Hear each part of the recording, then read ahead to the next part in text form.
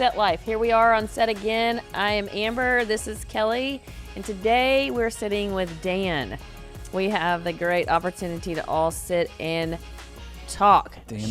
the man. Good to be here. Yeah. We're so glad you're here. I've known this guy for a long time. I don't know, 20 plus years, I think, probably. Wow. Yeah, believe it or not. Yeah. Wow. And Dan is he won't toot his own horn, so I'll do it for him.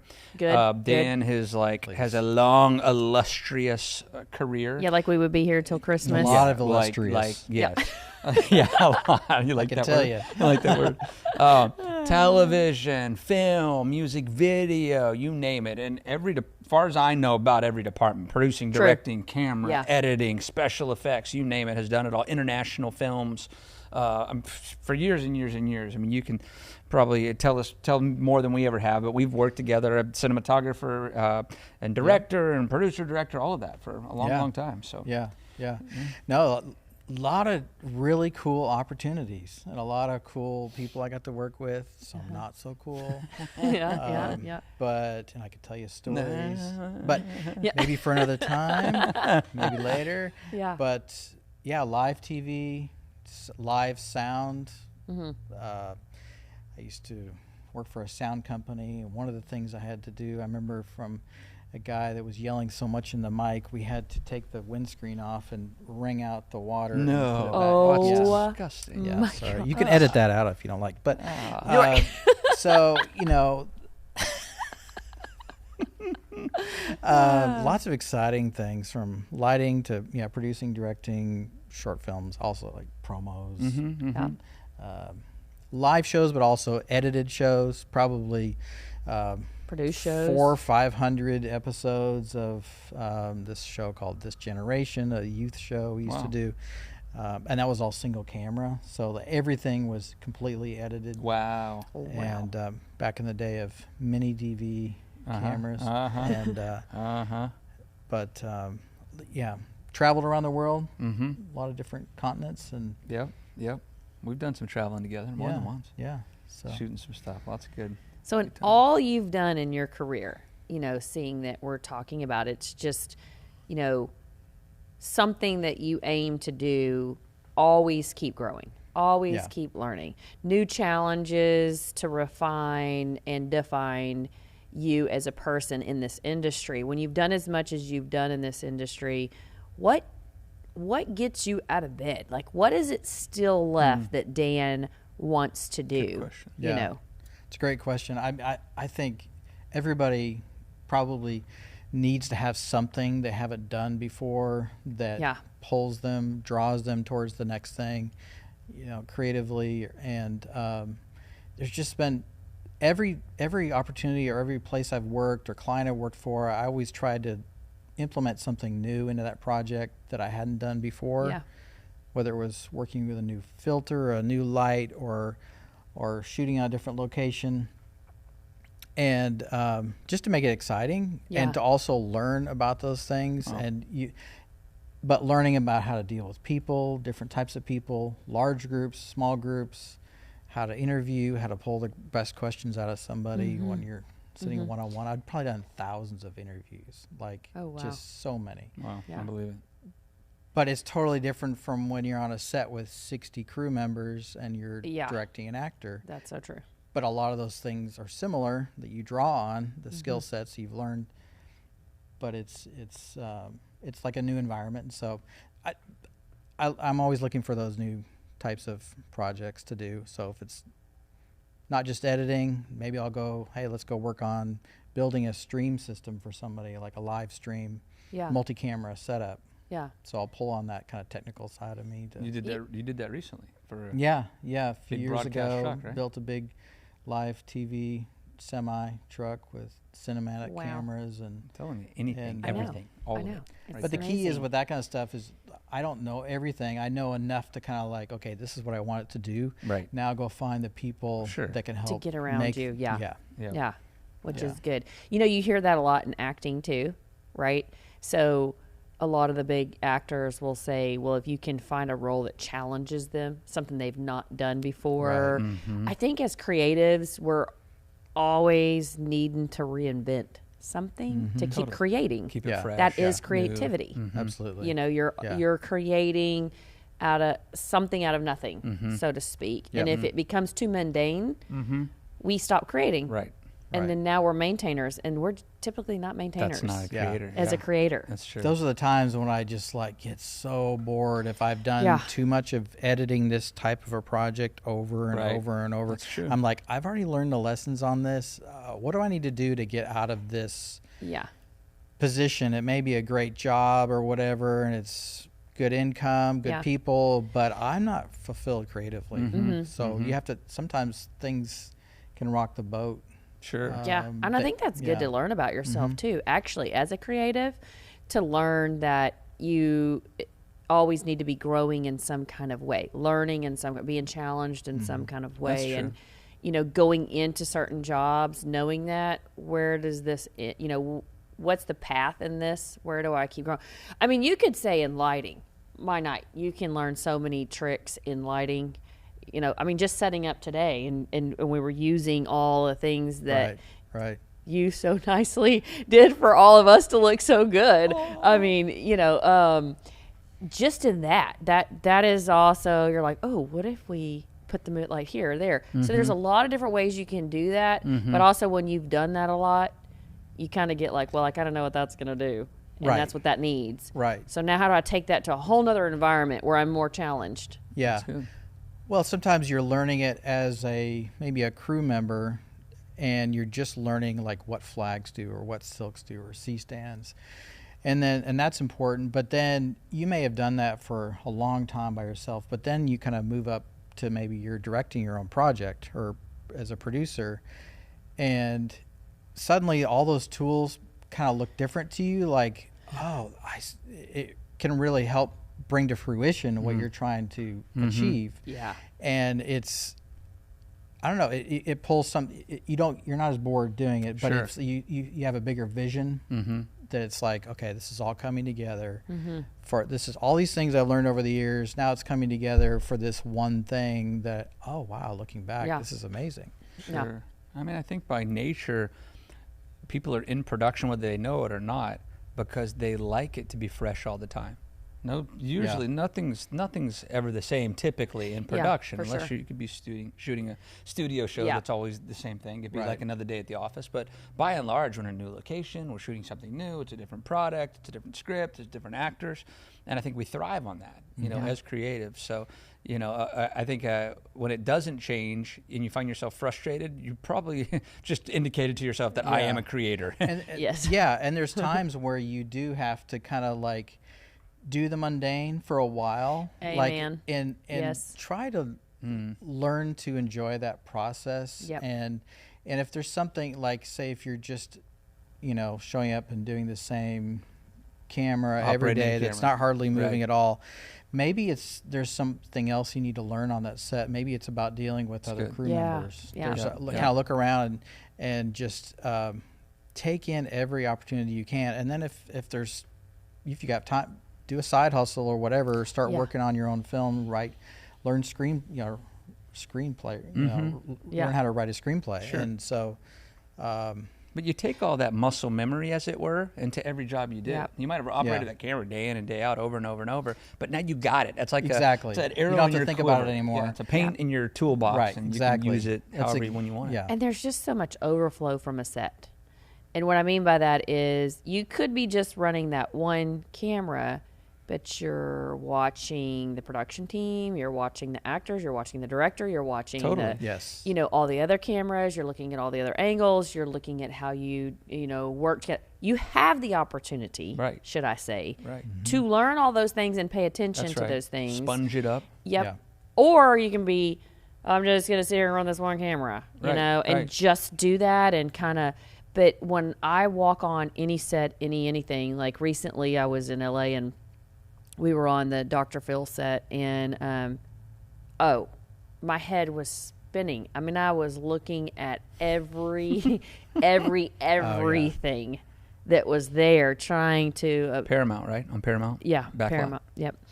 And just absorbing all of it. You know, why would they have done the lighting that way? Why would they have the entrance from that angle? Why would they, I mean, just kind of running through how did they run their cast and their crew through, where did they stand, just all of it.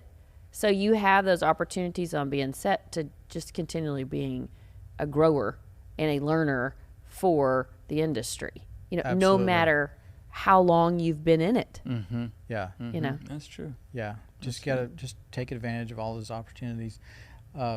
It's interesting that I think I look at like grips and gaffers, and I mean, I know some of that craft, but that's not my specialty. And to look at the guys that really do it, I'm just like, I can see how much, like I always say, I have to edit this out, but, I don't know. I see they're kind of like somebody that might be comfortable on like they know how to tie knots. They know how to do a lot of they're like real handy. Real handy. Yeah, they're real exactly. handy. Yeah. They're like they know a little bit of construction. They might know a little bit of plumbing, to be but dangerous. Engineering, but problem solvers. Everything. They're problem solvers. Exactly. I think everybody on set has to be some sort of so I'm thinking it's studio sets too, but feature films. Mm-hmm. Oh my gosh, you are a problem solver. Oh yeah, all day long. All day long. Or they call it fighting fires, right? Mm-hmm. I mean, all day long you are solving problems, which makes sense that it's a land of creators. Mm-hmm. Because that's what we thrive in. Mm-hmm. We all thrive in that kind of environment. And I ultimately think that's why so many people in this industry want to get to features.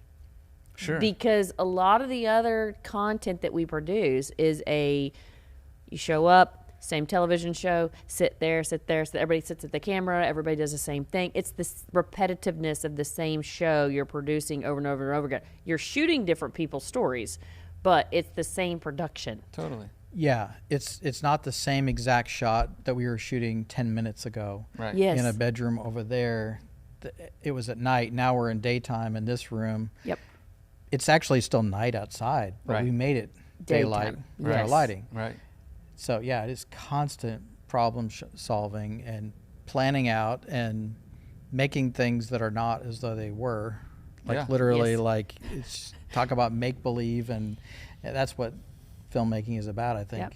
I used to do this kind of a practice I would do for myself as a director. Back when they did a lot more like behind the scenes and special features on DVDs. I mean, like if you're watching the show, you probably like have bought a DVD before just for the special features. Oh yeah, just so you could see what was going on behind the scenes. That's totally me. Bargain bin at Walmart. Yeah, just for that. But one thing, kind of a methodology, something I try out occasionally as a practice is I would take a script. You can find any script for any movie online, right? And I would find that scene. I'd have that movie. And I would look at the scene, and this was just to challenge myself to kind of start doing things differently, perspective-wise. And how do I challenge myself? We were talking about doing it differently and challenging. And I would take a look at that scene, whether it was like the Goonies or the Ghostbusters, whatever it was, didn't matter, some movie. Those are old. You're old. Classics. It's okay. Classic. For those of you that are not old, those are classic films. If you're studying film, go back and learn the classics. Go. Yeah, Goonies. Not Casablanca, Goonies. No. And so what I would do, I'd take Casablanca and I would read the script and I'd see how Humphrey Bogart and Ingrid Bergman, in a real classic, how they would shoot this, how this scene would be. I would read the script. I'd see how it was how they did it, and I would, in my director's mind, I would come up with blocking. I'd say, well, where would I put the camera? Would I put the camera here? Would they enter here? What would I do personally? How would I block this scene out? Yeah. Where would all my angles, my tights, my wobs, my mediums, my establishing, what would I do? And then I would kind of write it out and set up the whole scene. And then I would watch the movie. I would watch that scene again. Because you forget how that, you don't pay attention oftentimes to all of those details. Yeah. Mm-hmm. And I'd watch that scene again and I'd be like, oh wow, I blocked that scene out totally differently. And so you did this while not watching the movie. You, Right. like, you just imagine in your mind Correct. how you, okay. Yeah, that's I'd great. read the script and I'd be like, okay, he walks in from there, and I'd watch how the Okay. script read, Yeah, and then as a director, how I would block I it like out, that. and then I would watch it, and I'd be like, wow, he did it totally differently Yeah. than I would have done it. That was great. This was a great choice too. Or sometimes I would even be like, I kind of like my way better. Yeah. You know, they missed this or whatever, Yeah. but it was a good trick and a tool, and it kept challenging me to think outside the box, because you have a way that you think of lighting. Yep. There's a certain way Yep. that Right. typically is your go-to lighting, or your go-to editorial style, your Yep. go-to direction. And I was thinking, well, what if I want to do it differently? How do you find your style? How do you find, yeah, how right? do you- Like, yeah. how do you? I say all the time, when you're watching a Tom Cruise movie, when you're watching Spielberg. a Spielberg, all the different big directors that are out there, you're watching one of their films. Why? Because they have a certain Signature. stylistic way that Yep. they do things that makes them super successful. Yep. And for a lot of people in the industry, I say, they're trying to make all these different genres, all these different things, and I would think is great, but you still got to know your style. You still got to have your fingerprints on whatever you do. And finding that, I think, it sounds easier than it is. It's extremely hard to do, right? But kind of bringing, and that sounds like that's kind of what you were doing in that, is like, what is your perspective? What is your way? What is your style? How do you like to see things and create? And I didn't want to get stuck. I didn't want to get Yeah. stuck in, I was learning things, and I enjoyed it, and it worked for me. But I'm like, it's in that whole creator zone. I wanted to do more. I wanted more paints. I wanted to, like, what else can I do? How else can I shoot it? What can I do in this project? And, I think that's you can have your signature look, your signature thing, but it doesn't mean that you're not growing. I mean, your signature could grow. It could expand. Well, and a lot of directors will also probably push back on I don't have a style. Right. Most directors I've heard interviewed, when they're asked that question, they're like, no, I don't really have a style. Well, we all kind of Yeah. We can can see visualize it, but I think it's maybe, and then another word for it might be their voice. Like, Yeah. Like, it's a style can often convey a certain genre. Right. You may pigeonhole. Well, you may think a certain drama or comedy or whatever you think of style, but also there's something that's not always visible that maybe that style is. It's through their lenses. It's how they tell the story. Yeah. So they tell the story in such a way that is their own creative way, right? Yeah. The way they see it. And maybe it's not a style. The style may be, kind of the tone of the film versus their voice on it. It's their voice when you start watching the film. Sometimes it's not tangible, like what it is about it. You just can know study it. but a lot of times it's just kind of it's hard to put your finger on. Well, it, I guess if you think about it, when you listen to people just tell stories, like we're all just sitting around here, like we're sitting at the old campfire telling stories,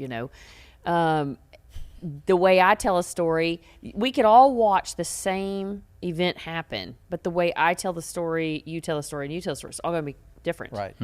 With the inflections, with the, way we move, just all of it is going to be different. It's the same with movies. They're telling a story from their perspective using all the tools that they have at hand. And there's an infinite amount of different variables that also affect that. Yep. That's true. From the budget to the time of day you shot it, to the locations that were available, to the actors that were available, to the crew that were available, Yep. to all of those things that are a lot of times, and most of it, out of your control completely. Yeah. It's not, you can control some things, or you Yeah. try. Yep. Yeah. Yep. One of the things that kind of you reminded me of that I do that was similar to that in editing, I would often take, like, just play a movie scene and say it was like Shawshank Redemption or something, and then I'd mute the audio and put on music from, like, Cars or Up or something, totally comedy or animation, totally contrast, and it's astounding how it changes the movie. Yep. And so it's kind of one of those things that helps me. I could see what I was seeing better, because it kind of pulled the audio away from it, the influence it had on the picture. Sure. And so it kind of stretched me creatively in terms of thinking of visually Totally. different. Yeah.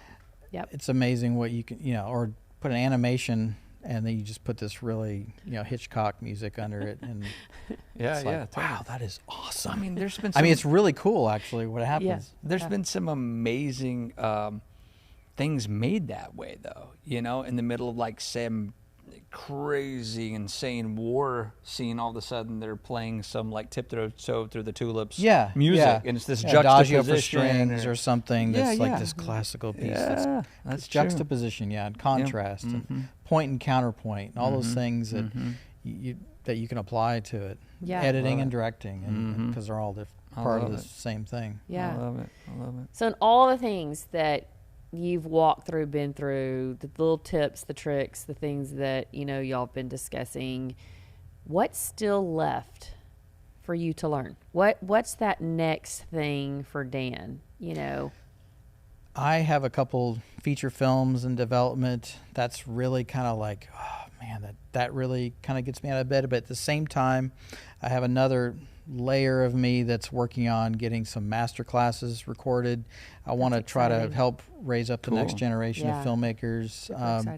And I think there's so many out there that are trying to learn this, and that the possibilities are so much wider now with all the cameras and editing, that I think there's a lot of people training, but I think there's just room for so much more. I agree. And so that's Well, yeah, I think that's great. I mean, we have an intern program here at the studio, and it's hard to find practical application to this world.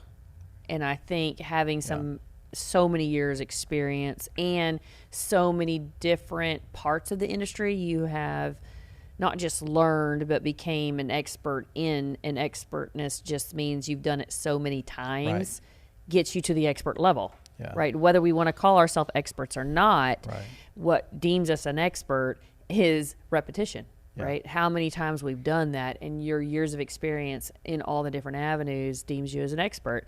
And to share those practical steps through a master class, I mean, that's just... It's great. Who doesn't want that, right? Super cool. Yeah, so trying to figure out what kind of the angle is, and I don't want to just replicate, this is how you open Premiere Pro. Click on this. No, I want to be more like practical type things on things that aren't necessarily in the manuals or in on the YouTube videos that...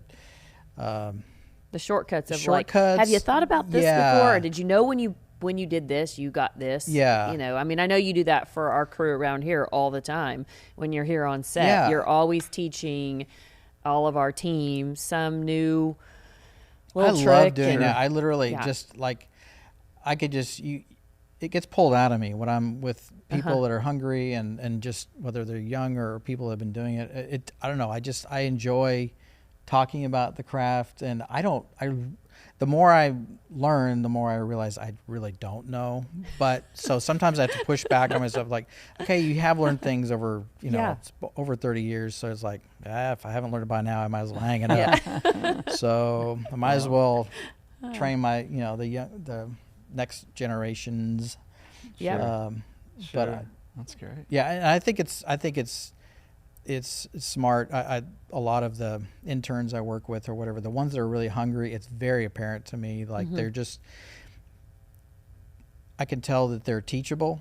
Yeah. And those are the ones that I think are going to do really well. Yes. Yeah, and not have Stay humble. Yeah. Don't think you know everything. Learn from experts. Wow. We had a PA on big project we had that, they sent out a mass email to all the crew people complaining about how they didn't get food at this certain time, and I'm like, the PA. That is not physician's assistant neither. That is production assistant. Yeah. So I'm like, well, I guess you just kind of worked yourself out of any job in this town. Yeah. Like just kind of know where you're at and be hungry, and just don't worry about if trying to impress the guy above you, what you do know. Yeah, that's a big thing. I feel like, add value wherever you are, no matter what position. Every position matters. Mm-hmm. Yes, every position matters. And the last film I was on, we had a couple of PAs that were just exceptional. Showed up with a positive attitude every day, super hungry, super happy to be on set, you know, happy to get somebody coffee if that's what it was today, or move something in the parking lot. But I think it also goes with whoever's running the set too. Sure. You know, at production, there is no job as a producer that is too small or too big for me. You know, so I think those are also environments that you get on in sets too that help provide those things. And, Definitely. and you give that by example, like as a producer, nothing's, you know, beneath you or whatever. And so you lead by example. Those PAs, they're going to see that. But even if they don't see it, they've got to be it. Yes. Exactly. Yes. So that they know in their career that way. I would also just say, don't listen more than you speak on set. Yeah. And you will go a long way, and you will be asked back on the set. That's right. Yeah. So it's important to, you know, if you need to ask questions or whatever, wait for timing is everything. Yeah. You're at lunch, 100%. nothing else is going on. Sure. That's a great time. Yeah. Sure. But not when the DP is, you know, setting his shot and the actor's waiting for him. And hey, why do you think, or maybe do you think you should move over, pan right a little bit? Yeah. He might be right. It might be a Sure. great idea, but it's just not the right place. If you do notice something, maybe it's a big something as a PA that's out of place, or never just say it. Go whisper in the 80's ear. Yes. Like go to your 80. next up. Go to your next up and say, hey, is this right? And they'll tell you if it's a good time, and they'll say it, not you. Yeah. It's a good. The chain of command is super important. It's not just there for vanity's sake. It's not there for out of pride. It's there because it makes a production set work the way it's supposed to work. Yeah. To flow. And mature crew members will not just jump on people for like, you know, if somebody sees like there's something behind the actor that's totally going to be a problem, go tell your next, you know, like you said, just play it safe, and don't play it safe.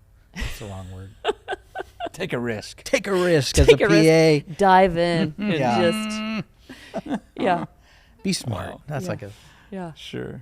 Well, I think, you know, you have so much more to do in the industry. I think there's just so much excellence that you've brought already to the industry. I'm excited to see what you do next. You know, I think the curriculum is going to be such a gift to the next generations coming up.